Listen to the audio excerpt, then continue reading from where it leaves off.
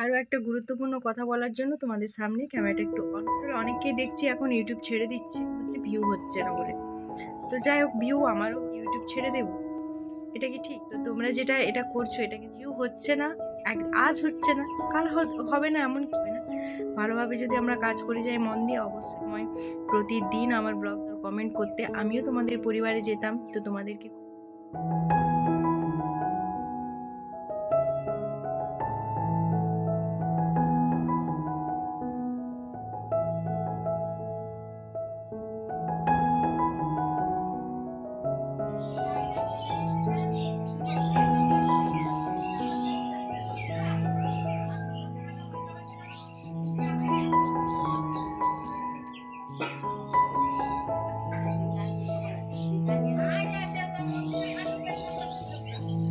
গাছের এই ফুলগুলো আমাদের বুঝিয়ে দেয় যে আমাদের জীবনে কোনো কিছুই চিরস্থায়ী নয়। তো কিছুদিন আগে আমাদের এই ফুলের বাগানটা একদম ফুলে ফুলে ভরা ছিল, আর এখন দেখো কত ফুল ঝরে গেছে, শুকনো হয়ে গেছে। আসলে কি বলতো, সময়ের কালে সব কিছুরই বিবর্তন ঘটে। আমরা চাইলেও সেই জিনিসটাকে আর ধরে রাখতে পারবো না, তাই না বন্ধুরা? তো দেখো, সকাল থেকে তো বেশ পরিষ্কার ছিল, কিন্তু যত বেলা হচ্ছে ততই কিন্তু কুয়াশা ঘন হয়ে আসছে। সকালে যখন ঘুম থেকে উঠি, বাসি কাজ করি, তখন কিন্তু অনেকটাই পরিষ্কার ছিল।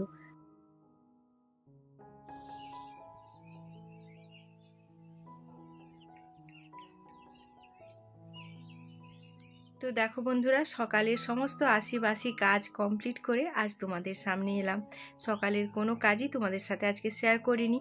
তো সকালে উঠে গতকাল তো বাসন ধুতে পারিনি, তো অনেক বাসন ভেজানো ছিল পুকুর পাড়ে। তো বাসন ধুয়ে নিয়ে এলাম, ঝাঁটপাট করলাম, তারপর দুটো বিছানা গুছালাম, ছেলের আর আমার। তো দুটো বিছানায় এখন গুছিয়ে নিয়েছি, সমস্ত কাজ কমপ্লিট হয়ে গেছে। এবার নিচে যাব, আর এখন বাজে 7টা 10। তো এবার অদ্রিজাও চলে আসবে পড়তে, তো অদ্রিজাকে পড়াতে বসবো। তো তার আগে ভাবলাম তোমাদের সামনে এসে আগে ইন্ট্রোটা দিয়ে দিই, ব্লগটা শুরু করে দিই।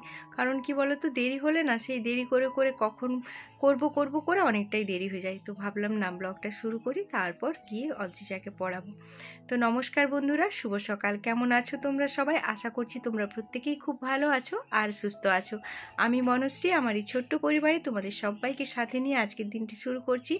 আশা করছি অন্যান্য দিনের মতো আজকের দিনটিও তোমাদের খুব ভালো লাগবে আর তোমরা আমার সাথে থাকবে।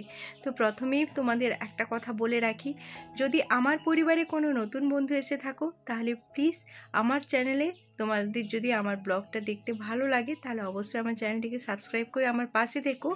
আর পুরনো বন্ধুদের উদ্দেশ্যে একটা কথাই বলবো, যদি তোমরা ব্লগ দেখে থাকো অবশ্যই একটা লাইক কমেন্ট করো। আসলে কি বলো তো, এই গত কয়েক দিন ধরে দেখছি আমার ভিউজ তো কম হচ্ছে, আর যেটুকু ভিউজ হচ্ছে কিন্তু কোনো কমেন্ট আর লাইক কিছুই আসছে না। তো সেই জন্য বলবো, প্লিজ তোমরা একটা লাইক কমেন্ট করে দিও। আর কি বলো তো, এই লাইক কমেন্টটা আমাকে আরও মোটিভেট করবে নতুন করে ব্লগ বানানোর জন্য। আসলে বুঝতে পারছি না তোমাদেরকে ভালো লাগাতে পারছি বা না পারছি। তো যাই হোক, চলো, অনেক কথা বললাম, ব্লগটা শুরু করা যাক। আর তোমরা আমার সাথে থাকো, পরে পরে কি করি না করি সবটাই তোমরা দেখতে পাবে। গুরুত্বপূর্ণ কথা বলার জন্য তোমাদের সামনে ক্যামেরাটা একটু অন করলাম। আসলে অনেককেই দেখছি এখন ইউটিউব ছেড়ে দিচ্ছে, তার কারণ হচ্ছে ভিউ হচ্ছে না বলে। তো যাই হোক, ভিউ আমারও হচ্ছে না, তা বলে কি ইউটিউব ছেড়ে দেব, এটা কি ঠিক? তো তোমরা যেটা এটা করছো, এটা কিন্তু ভুল করছো। ভিউ হচ্ছে না, আজ হচ্ছে না কাল হবে না, এমন কি কথা আছে, এমন কি গ্যারেন্টি আছে যে কাল হবে না? ভালোভাবে যদি আমরা কাজ করে যাই মন দিয়ে, অবশ্যই একদিন না একদিন ভিউ হবেই। তো সেই জন্য তোমাদেরকে একটা কথাই বলবো, প্লিজ তোমরা যদি আজকের আমার ব্লগটা দেখে থাকো, আমার সাবস্ক্রাইবার বন্ধুরা অনেকেই আছো যারা আমার পরিবারে একসময় প্রতিদিন আমার ব্লগ দেখতে, সুন্দর সুন্দর কমেন্ট করতে আমিও তোমাদের পরিবারে যেতাম। তো তোমাদেরকে খুবই মিস করছি, ভীষণভাবে মিস করছি তোমাদের ব্লগ পাচ্ছি না বলে। আর যাই হোক, পার্সোনালভাবে তোমাদের সাথে সেইভাবে যোগাযোগের সেরকম কোনো রাস্তা নেই। তো এই ব্লগের মাধ্যমেই তোমাদেরকে দেখতে পেতাম, বা তোমাদের সাথে একটা ভালো সম্পর্ক হয়ে গিয়েছিল। তো সেই জন্য তোমরা যদি আজকের ব্লগটি দেখে থাকো, তাহলে প্রত্যেককেই বলবো, প্লিজ তোমরা এটা করো না। ভিউ হচ্ছে না, আজ হচ্ছে না, কাল কিন্তু হবে। তো তোমরা ব্লগ দাও, কন্টিনিউ ব্লগ দাও। যখন ভিউ হবে না জানবে তখন কিন্তু ব্লগ আরও বেশি করে দিতে হবে, নাহলে আমাদের রিচটা একদমই পড়ে যাবে। আমার তো ভিউ হচ্ছে না, তা বলে কি আমি ছেড়ে দিয়েছি? এত কম সময়ে হাল ছেড়ে দিলে হয়?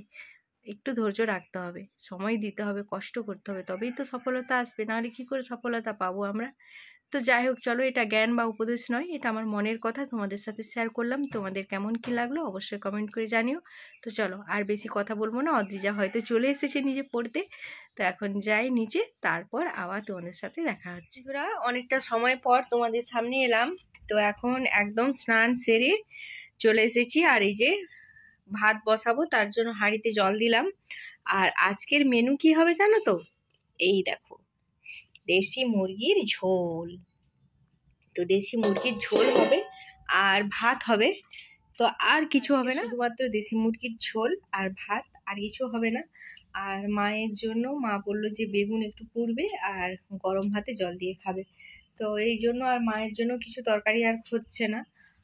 আর এটুকুই রান্না বান্না হচ্ছে। তোমরা সাথে থাকো, দেখতে থাকো। রান্নাটা অবশ্যই তোমাদের সাথে শেয়ার করব, দেশি মুরগির ঝোল কীভাবে কি বানালাম। তো চলো, চালটা ধুয়ে নিয়ে চলে আসি, চালটা দিয়ে দিই, সাথে থাকো।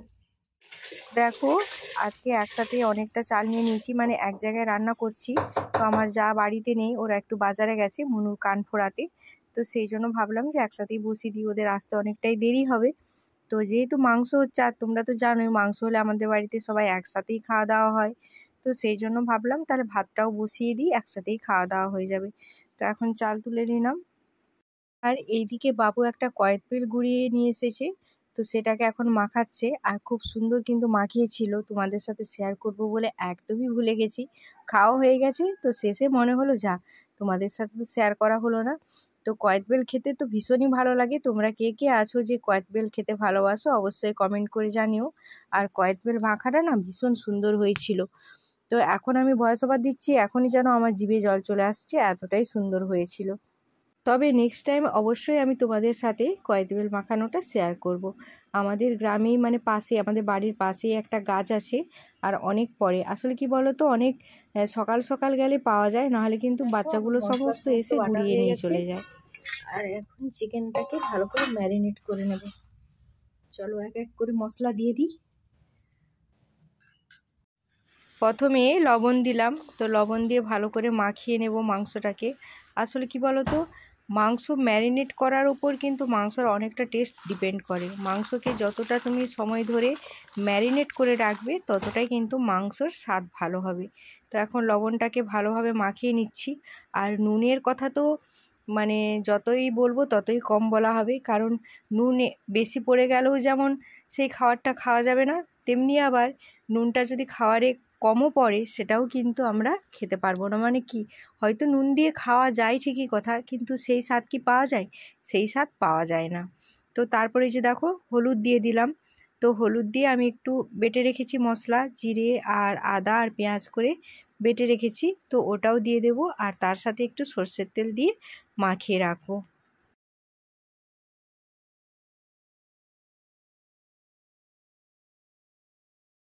তো এই যে দেখো, কড়াইতে তেজপাতা দিয়েছি। তো তারপরে যে চিনি দিয়ে দিলাম একটু কালার করার জন্য। এরপর আমি দেব পেঁয়াজ কুচি। তো প্রথমেই দেব পেঁয়াজ কুচি। তো অনেকেই অনেক রকমভাবে রান্না করো, তো আমি কিভাবে রান্না করি সেটাই তোমাদের সাথে শেয়ার করছি। দেশি মুরগির ঝোল। তো তারপর দিলাম পেঁয়াজ কুচি। তো পেঁয়াজটাকে একটু ভালো করে লাল লাল করে ভাজা ভাজা করবো, মানে একটু বাদামি রং ধরলে। তো তারপর দেব রসুন বাটা।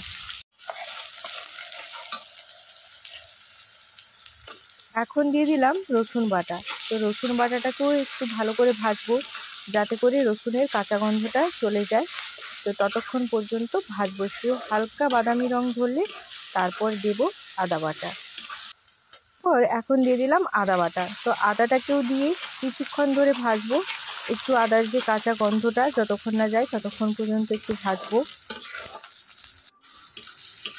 তো এই যে দেখো, আদা রসুন পেঁয়াজ প্রত্যেকটা জিনিসই কিন্তু আমার ভালোভাবে ভাজা হয়ে গেছে। তো তারপর দিয়ে দিলাম লঙ্কার গুঁড়ি। তো লঙ্কার গুঁড়িটা দিয়ে একটুখানি আমি জল দেব, কারণ লঙ্কার গুঁড়িটা চুয়ে যেতে পারে, তো সেই জন্য একটু অল্প পরিমাণে জল দেব। তারপর দিলাম একটু হলুদের গুঁড়ি। তো এখন প্রত্যেকটা মশলাকে ভালো করে কষিয়ে নেব যতক্ষণ না মশলার গা থেকে তেল ছেড়ে যায়। তো এই যে দেখো মশলার গা থেকে এখন তেল ছেড়ে গেছে। তো এবার আমি ম্যারিনেট করে রাখা মাংসটা দিয়ে দেবো। তো মাংসের মধ্যে আলু আর টমেটোটাকেও আমি কেটে দিয়ে দিয়েছি।